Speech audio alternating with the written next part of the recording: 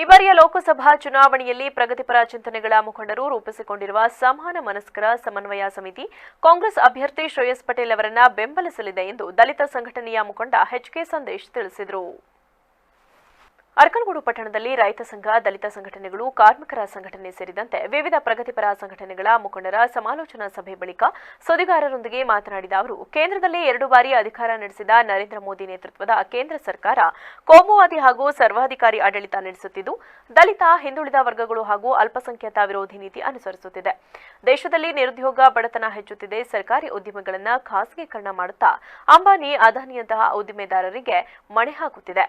ಅನಂತಕುಮಾರ್ ಹೆಗಡೆಯಂತಹ ಸಂಸದರು ನಾವು ಬಂದಿರುವುದೇ ಸಂವಿಧಾನ ಬದಲಾಯಿಸಲು ಎಂದು ಬಹಿರಂಗ ಹೇಳಿಕೆ ನೀಡಿದರೂ ಯಾವುದೇ ಕ್ರಮಕ್ಕೆ ಮುಂದಾಗದಿರುವುದನ್ನು ನೋಡಿದರೆ ಸಂವಿಧಾನಕ್ಕೆ ಅಪಾಯ ತಂದೊಡ್ಡುವ ಸಾಧ್ಯತೆಗಳು ಇದ್ದು, ಸಂವಿಧಾನ ರಕ್ಷಣೆಗಾಗಿ ಜನವಿರೋಧಿ ಸರ್ಕಾರವನ್ನ ಅಧಿಕಾರದಿಂದ ಕೆಳಗಿಳಿಸುವುದು ಅಗತ್ಯವಾಗಿದೆ ಎಂದರು. ಸೋಲಿಸಲೇಬೇಕು ಅಂತ ಹೇಳಿ ನಮ್ಮ ಕೈಲಿ ಆಗುತ್ತೋ ಬಿಡುತ್ತೋ ಬೇರೆ ವಿಚಾರ, ಆದ್ರೂ ನಾವು ಒಂದು ಚಳುವಳಿನ ಮಾಡ್ತಾ ಇದ್ವಿ. ನಾವು ಯಾವತ್ತೂ ಕೂಡ ಈ ವೇದಿಕೆಯಲ್ಲಿ ನಾವು ಒಂದು ಸುಮಾರು ತಿಂಗಳಾಯ್ತು, ಹೆಚ್ಚು ಕಡಿಮೆ ಒಂದು ತಿಂಗಳಿಂದ ನಾವು ಸುತ್ತಾ ಇದೀವಿ. ನಾವು ಯಾವುದೇ ನಿಮ್ಮ ಗಮನಕ್ಕಿರಲಿ, ಯಾವುದೇ ಕಾಂಗ್ರೆಸ್ ಪಕ್ಷದ ನಾಯಕರಾಗಲಿ ಅಥವಾ ಅಭ್ಯರ್ಥಿ ಆಗಲಿ, ಇನ್ನೊಬ್ಬ ಲೀಡರ್ ಆಗಲಿ ಅವ್ರ ಮನೆ ಬಾಗಿಲಿಗೆ ಹೋಗಿಲ್ಲ. ನಾವು ನಮ್ ಸ್ವಂತ ಇಟ್ಕೊಂಡು ನಮ್ಮ ಕೈಯಲ್ಲಿ ಸಾಧ್ಯ ಆಗುತ್ತೋ ಡೀಸೆಲ್ ಹಾಕೊಂಡು ಪೆಟ್ರೋಲ್ ಕೆಲಸ ಮಾಡ್ತಾ ಇದ್ವಿ. ಹಂಗಾಗಿ ಇವತ್ತು ಆಲ್ಟರ್ನೇಟಿವ್ ಆಗಿ ನಮ್ಮ ಮುಂದ್ಗಡೆ ಕಾಣ್ತಾ ಇರೋಂಥದ್ದು ಶ್ರೇಯಸ್ ಪಟೇಲ್ ಅಂತ ಒಬ್ಬ ಪ್ರಾಮಾಣಿಕ ವ್ಯಕ್ತಿ ಅಂತ ಅನ್ಕೊಂಡಿದ್ವಿ ನಾವು. ಕಾರಣ ಅದ್ರಿಂದ ರಾಜಕೀಯ ಏನು ಲೇಪ ಹಚ್ಕೊಂಡಿಲ್ಲ ಅಂತ ಅನ್ಕೊಂಡಿದ್ವಿ. ಆತನ ಮುಖದಲ್ಲಿ ಒಂದು ಚಹರೆ ಇದೆ. ನಾವೆಲ್ಲ ಹಳ್ಳಿ ಕಡೆ ನೋಡ್ತಾ ಇದೀವಿ, ಈಗಾಗಲೇ ಒಂದು ಅಲೆ ಎದ್ದಿದೆ. ಅದು ಬೇರೆ ವಿಚಾರ, ದುಡ್ಡು ಕಾಸು ಏನ್ ನಡೆಯಲ್ಲ ಅಂತ ಅನ್ಕೊಂಡಿದೀವಿ.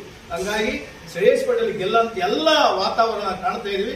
ಹಂಗಾಗಿ ನಾವೆಲ್ಲರೂ ಕೂಡ ಅವ್ರನ್ನ ಬೆಂಬಲಿಸಬೇಕು ಅಂತ ಹೇಳಿ ದಲಿತ ಸಂಘರ್ಷ ಸಮಿತಿ, ರೈತ ಸಂಘ, ಮುಸಲ್ಮಾನ್ ಸಮಾಜ, ಕಾರ್ಮಿಕ ಸಮಾಜ, ಎಲ್ಲ ಮಹಿಳಾ ಸಮಾಜ, ಹಿಂದುಳಿದ ವರ್ಗಗಳು, ಆಮೇಲೆ ನಿವೃತ್ತ ನೌಕರರ ಒಕ್ಕೂಟದ ಮುಖಂಡ ರಾಜು ಗುರೂರು ಮಾತನಾಡಿ, ಕೇಂದ್ರ ಸರ್ಕಾರದ ದುರಾಡಳಿತದ ಫಲವಾಗಿ ಇಂದು ರೈತರು, ಕಾರ್ಮಿಕರು, ಜನಸಾಮಾನ್ಯರು ಸಂಕಷ್ಟಕ್ಕೆ ಒಳಗಾಗಿದ್ದಾರೆ.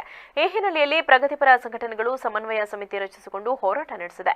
ಏಪ್ರಿಲ್ 14ರಿಂದ ಸಂವಿಧಾನ, ಪ್ರಜಾಪ್ರಭುತ್ವ ಹಾಗೂ ದೇಶ ಉಳಿಸಿ ಅಭಿಯಾನವನ್ನ ಹೋಬಳಿ ಹಾಗೂ ಗ್ರಾಮ ಮಟ್ಟಕ್ಕೆ ಕೊಂಡೊಯ್ಯುವುದಾಗಿ ಹೇಳಿದರು.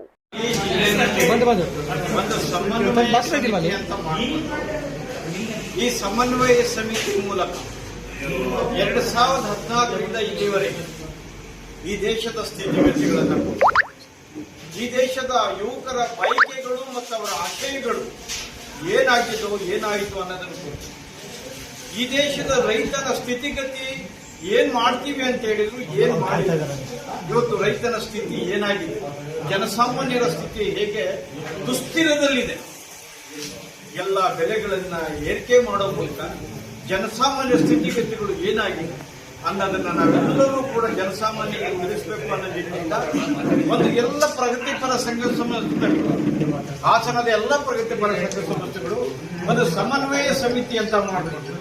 ತಾಲೂಕು ಮಟ್ಟದಲ್ಲೂ ಕೂಡ ಸಮನ್ವಯ ಸಮಿತಿಯನ್ನ ಮಾಡೋ ಮೂಲಕ ಎಲ್ಲ ಪ್ರಗತಿಪರ ಸಂಘಟನೆ ಈಗಾಗಲೇ ನಾವು ಎಲ್ಲ.